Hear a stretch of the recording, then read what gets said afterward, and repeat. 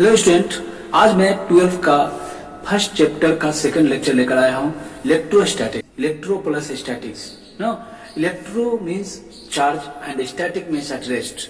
Electrostatics physics का ऐसा branch है जिसमें चार्ज क्या होता है, रेस्ट में रहता है, और चार्ज के प्रॉपर्टीज और इसके इफेक्ट के बारे में पढ़ते हैं। ठीक ना, ये इलेक्ट्रोस्टैटिक्स कहलाता है। जिसमें चार्ज मूव करेगा वो इलेक्ट्रोडायनेमिक्स कहलाएगा। जैसे करंट इलेक्ट्रिसिटी से जो होगा वो इलेक्ट्रोडायनेमिक्स में जाएंगे, उसमें चार्ज मूव करता रहता है।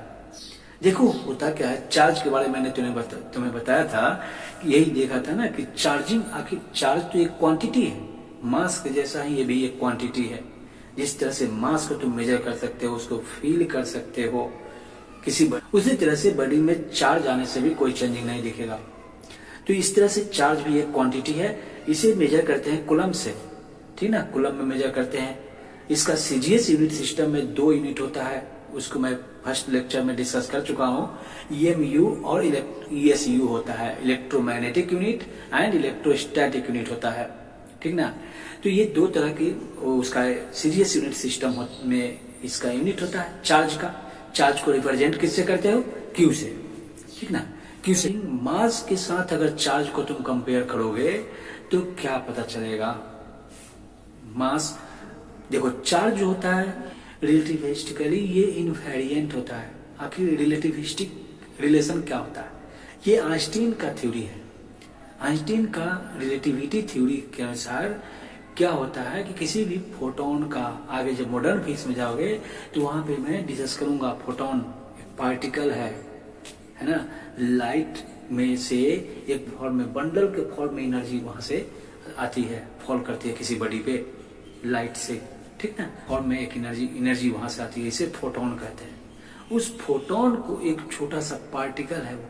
ठीक ना, तो उस पार्टिकल को देखो कि जब वो फोटोन आता है तो उसका रेस्ट मास क्या होता है। अगर वो फोटोन रेस्ट में है तो उसका मास होगा, वो रेस्ट मास उसका m0 होता है, वो वेरी नहीं करता है। लेकिन वही जब मूव करने लगता है तो उसके मास में वेरिएशन आने लगता है। ठीक ना, वो मास उसका वेरी करने लगता है, लेकिन चार्ज में कोई चेंजिंग नहीं आता है। मास में वेरिएशन कितनी होती है, बहुत ही छोटा चेंजिंग आता है, स्लाइटली चेंजिंग आता है उसमें। लेकिन यही अगर स्पीड ऑफ लाइट से के साथ कंपेयर करोगे तो वहां पे वेरिएशन ज्यादा दिखेगा, मास में चेंजिंग वहां पे आ जाता है। तो यही पे आइंस्टीन ने क्या रूल बनाया, m equal to m0 upon root under 1 minus va square upon ca square होता है। ठीक देख रहे हो ये, तो ये यहाँ पे m0 क्या है, m0 इज रेस्ट मास, और m क्या है, मूविंग मास है। देखो, moving mass of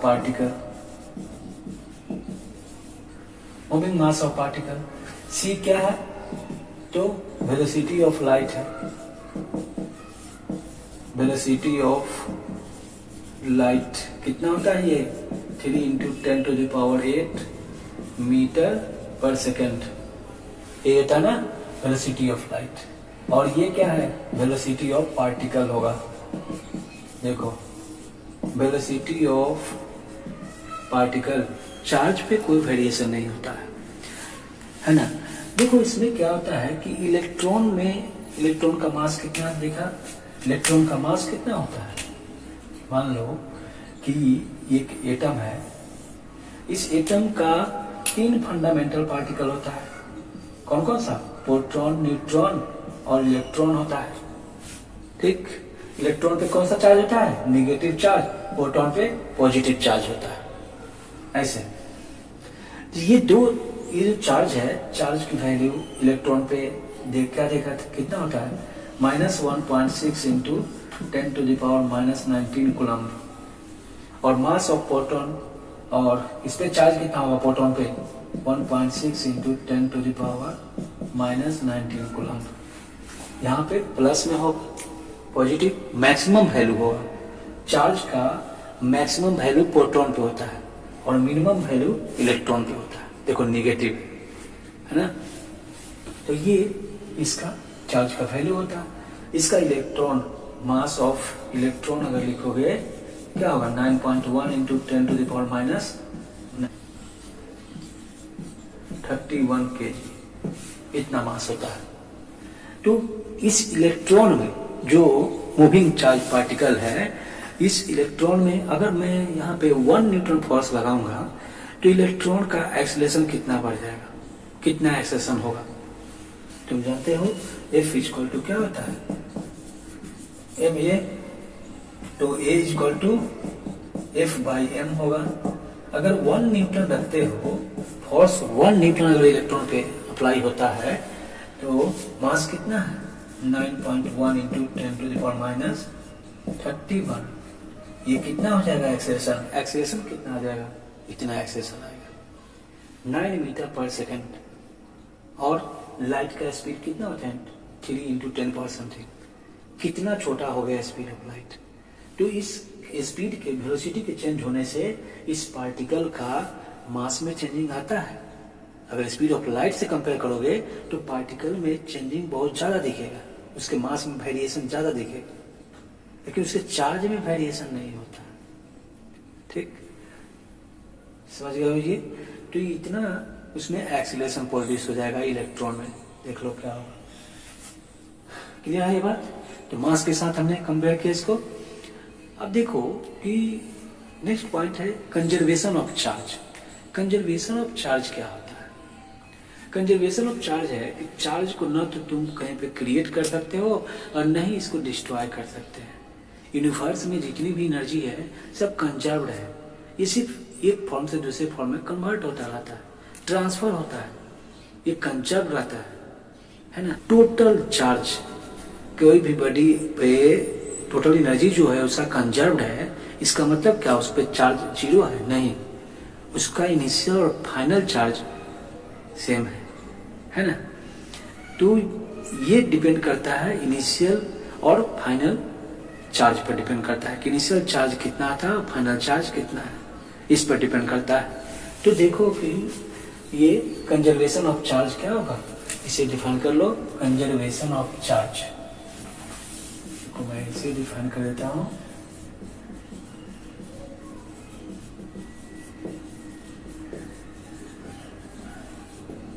conservation of charge, conservation of charge क्या है। Charge is neither created not destroyed, not destroyed.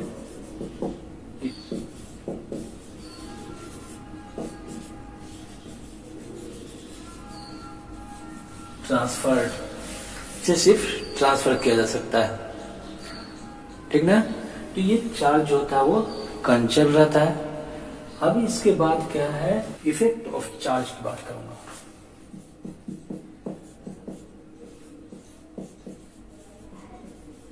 Effect of charge, effect of charge में क्या होगा, इसमें 3 टाइप की बातें होती है। इसमें क्या क्या होगा, एक में when charge is at rest, जब चार्ज रेस्ट में होगा तो ये only electric field,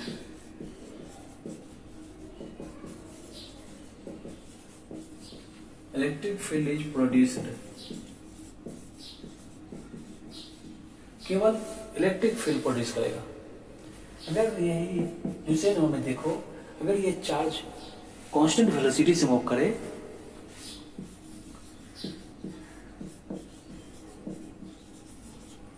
charged particle moves with constant velocity. देखो ये कांस्टेंट वेलोसिटी से अगर मूव करता है तो अपने अराउंड मैग्नेटिक फील्ड प्रोड्यूस करेगा।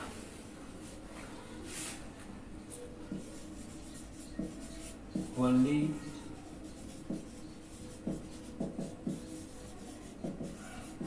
magnetic field is produced, only magnetic field produce होगा, देख लो। लेकिन यही चार्ज अगर एक्सेलरेटेड होता हो, ये चार्ज पार्टिकल अगर एक्सेलरेटेड हो तो उसमें इलेक्ट्रोमैग्नेटिक वेव प्रोड्यूस होगा उससे।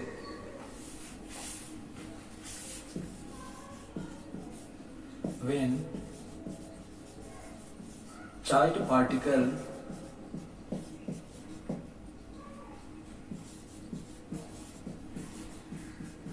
is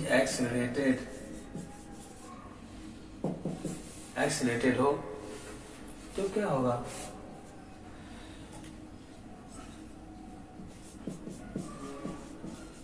electromagnetic wave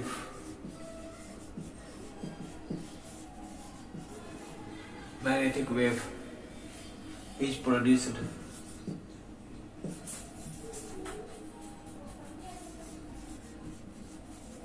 electromagnetic wave produce होगा।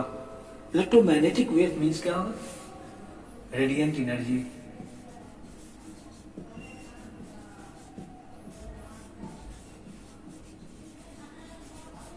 रेडिएंट एनर्जी होगा, जो एनर्जी इससे रिलीज होता जाता है, ठीक। तो इफेक्ट ऑफ चार्ज यही होता है। अभी जो हम लोग पढ़ेंगे इलेक्ट्रोमैग्नेटिक वेव में मैं तुम्हें क्या बताया कि इससे दोनों फील्ड प्रोड्यूस होता है, दोनों में मूव करता है।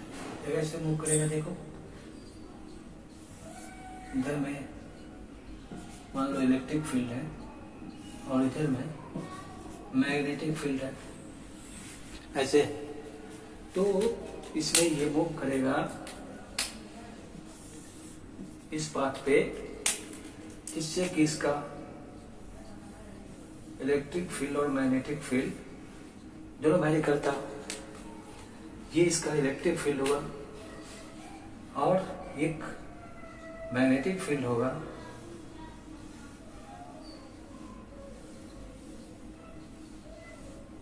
इस तरीके से, ठीक, ऐसे ये मूव कर रहा है। इधर में इसका इलेक्ट्रिक फील्ड और ये इसका मैग्नेटिक फील्ड है। देखो ये मैग्नेटिक फील्ड शो कर रहा है और ये इलेक्ट्रिक फील्ड शो कर रहा है। तो ये वेव जो इससे फ्लो होगा वो इसी के बीच से क्रॉस करेगा। ये इस तरीके से जो वेव रेडिएंट होता है उसे कहा जाता है इलेक्ट्रोमैग्नेटिक वेव। अब मैं बात करूंगा चार्जिंग ऑफ एन ऑब्जेक्ट। किसी ऑब्जेक्ट को हम चार्ज कैसे करते हैं, इसका 4 टाइप्स होता है। 4 तरीके से किसी बॉडी को हम चार्ज कर सकते हैं। तो इसे वीडियो पॉज करके नोट करो, फिर मैं आगे बढ़ता हूं, ठीक है। देखो चार्जिंग प्रोसेस है। चार्जिंग प्रोसेस 4 टाइप्स के होते हैं। हेडिंग डालो, चार्जिंग प्रोसेस।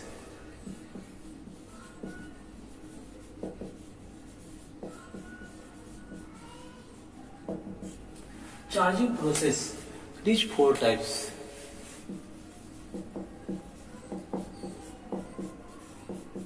कितने तरीके से किसी पार्टिकल को, किसी ऑब्जेक्ट को तुम चार्ज कर सकते हो, इसका 4 प्रोसेस होता है।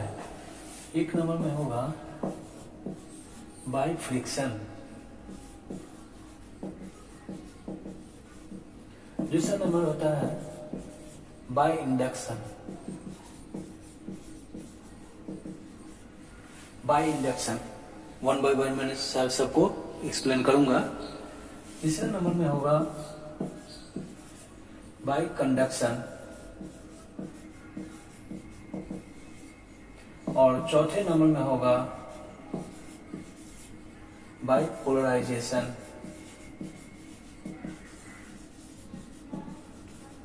देखो इस 4 तरीके से किसी भी पार्टिकल को तुम चार्ज कर सकते हो। सबका प्रोसेस अलग अलग है। बाय फ्रिक्शन में हम लोग पहले प्रोसेस की बात करेंगे। बाय फ्रिक्शन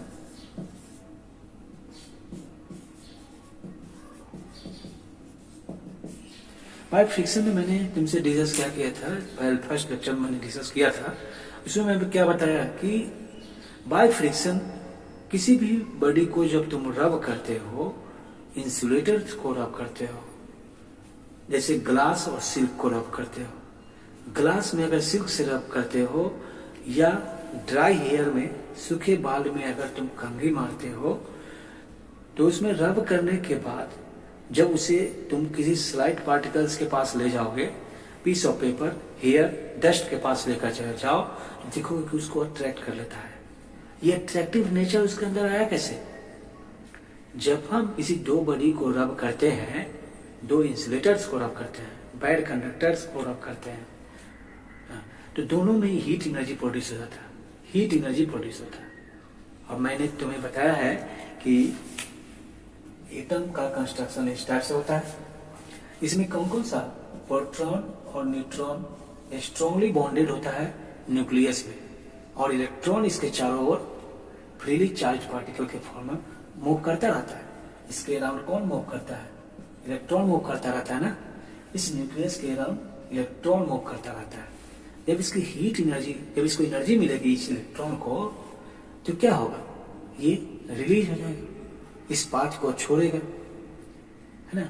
इस ओरिजिनल पाथ पे ये मूव कर रहा है, उस पाथ को रिलीज होकर वो कहाँ जाएगा? दूसरे एटम पे, है ना। इसके पास जो दूसरा एटम है उस पे चला जाता है, तो इलेक्ट्रॉन ट्रांसफर कर जाता है ना। इससे क्या होता है? चार्ज हो जाता है बॉडी, एनर्जी ट्रांसफर हो जाता है, एनर्जी ट्रांसफर होने लगता है। मूविंग चार्ज पार्टिकल ही ट्रांसफर कर सकता है ना। प्रोटॉन तो चार्ज मूव कर नहीं सकता है, ये तो स्ट्रांगली बॉन्डेड है, ये तो फिक्स्ड रहेगा, कहीं भी रहेगा तो। और प्रोटॉन पे पॉजिटिव चार्ज होता है ना। इसका मतलब है जैसे इलेक्ट्रॉन जो मूव कर रहा है, ये यहाँ से इलेक्ट्रॉन, इसकी हीट एनर्जी बढ़ती जाएगी, इलेक्ट्रॉन ट्रांसफर होकर दूसरे बॉडी पे जाता जाएगा, उस पर रिलीज होने पर पहुंचता रहेगा। तो इससे क्या होगा? दूसरा बॉडी चार्ज होता चला जाएगा, दोनों में एनर्जी है। तो क्या होगा? जैसे मान लो ये ग्लास और सिल्क को तुम रब करते हो, देखो ग्लास और सिल्क को, तो क्या होता है? ग्लास से इलेक्ट्रॉन निकलकर सिल्क में ट्रांसफर कर जाता है। इलेक्ट्रॉन का ट्रांसफर किधर से किधर? ग्लास से सिल्क में हुआ है। तो सिल्क पे क्या हुआ? Positive charge. जिस पे इलेक्ट्रॉन गया वो पे क्या होगा? Negative charge. और यहाँ कौन सा चार्ज बच गया? इसके न्यूक्लियस में कौन सा चार्ज बचा? Positive charge. प्रोटॉन रह गया ना यहाँ, ये पॉजिटिव चार्ज हो गया। देखो ये पॉजिटिव चार्ज हो गया, ठीक ना। जब भी हम दो बॉडी को रगड़ते हैं, फ्रिक्शन लाते हैं उसके अंदर, तो हीट एनर्जी प्रोड्यूस होता है, और इस हीट एनर्जी के कारण ये जो फ्रीली मूविंग चार्ज पार्टिकल है, ये अपना पाथ से रिलीज हो जाता है, और रिलीज होकर दूसरे बॉडी में, दूसरे एटम में ट्रांसफर हो जाता है, जिसके कारण दूसरे बॉडी पे नेगेटिव चार्ज होता है और ये पॉजिटिव चार्ज बॉडी हो जाता है। तो चार्जिंग का ये प्रोसेस देखा, बाय फ्रिक्शन हुआ ना, यही काम होता है। तुम ड्राई हेयर में भी कंघी को मारो, ड्राई हेयर और कंघी क्या ये कंडक्टर है? नहीं, ये सब इंसुलेटर है। लेकिन बाय फ्रिक्शन जो चार्जिंग का प्रोसेस है, ये सिर्फ इंसुलेटर के लिए भाई है, बाय इंडक्शन। तो पहले इसको जरा डिफाइन कर लो, लिख लो। बाय फ्रिक्शन, व्हेन ग्लास और silk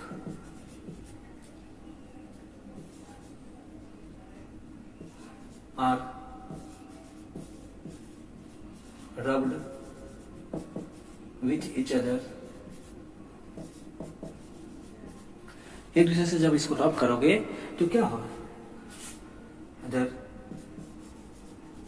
then heat energy is produced, so electrons are released,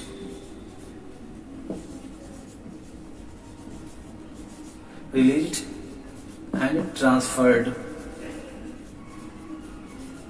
electron इससे रिलीज होगा और ट्रांसफर हो जाता है, जिससे दूसरा बड़ी नेगेटिव चार्ज पार्टिकल और ये पॉजिटिव चार्ज हो जाता है।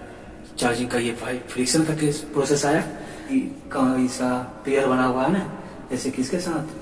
ग्लास को सिल्क के साथ करो तो ग्लास में पॉजिटिव और सिल्क पे नेगेटिव चार्ज है। दूसरा देखो एबोनाइट और फर के साथ, एबोनाइट पे होता है नेगेटिव चार्ज और फर पे होता है पॉजिटिव चार्ज। एबोनाइट और फर को रब करने पे इलेक्ट्रॉन का ट्रांसफर फर से एबोनाइट में हो जाता है। ठीक, इसमें तुम्हें दे सकता है किसी भी दो के बीच, एबोनाइट और सिल्क के बीच कर सकता है तुमसे, या इस पे पॉजिटिव ही रहता है, यहाँ पर ये नेगेटिव ही होता है, एबोनाइट से फर में ट्रांसफर होता है। तुम्हें एबोनाइट और सिल्क के बीच भी कर सकता है या ग्लास और फर के बीच भी कर सकता है, ये पूछा जा सकता है तुमसे। तो बाय फ्रिक्शन भी किसी बॉडी को चार्ज किया जाता है। दूसरा प्रोसेस देखो क्या है, by induction.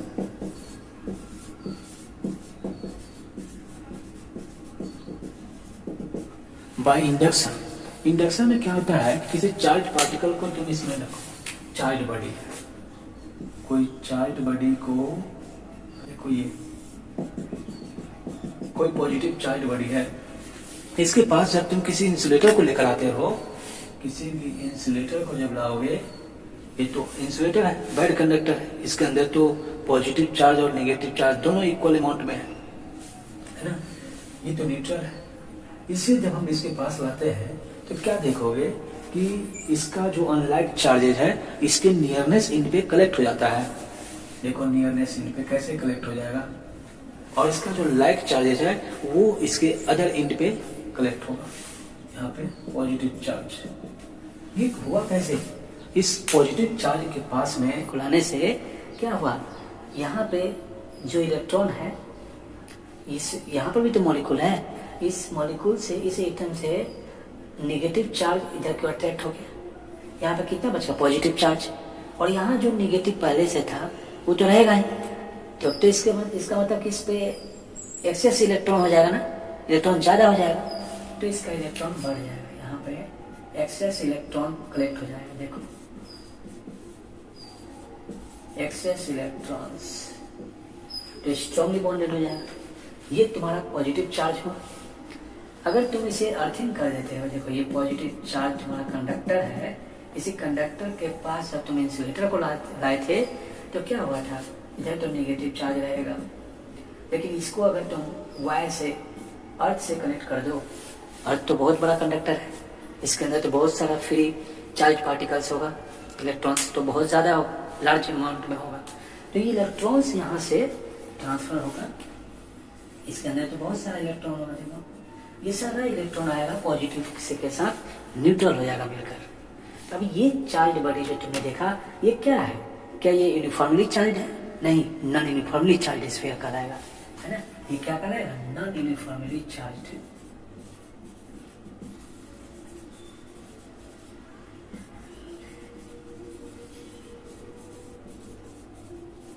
Non uniformly charge sphere. इसके बाद में क्या होगी, तो इस कंडक्टर को तुम यहां से रिमूव कर दो।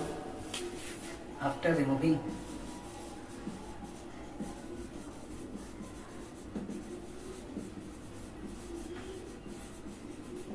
कंडक्टर ए, इसको मैंने ए मान लिया, ठीक।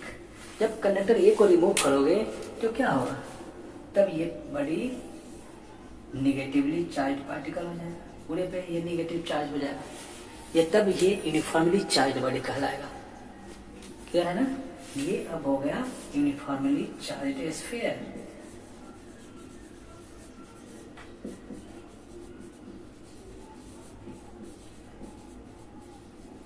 यूनिफॉर्मली चार्ज स्फीयर हो गया, तो इस इवेंट को इंडक्शन कहा जाता है। इसमें क्या देखा तुमने, किसी कंडक्टर के पास किसी इंसुलेटर को जब हम लाते हैं तो उस इंसुलेटर में जो उसका अनलाइक चार्जेज है वो इसके नियरनेस इंड पे कलेक्ट हो जाता है,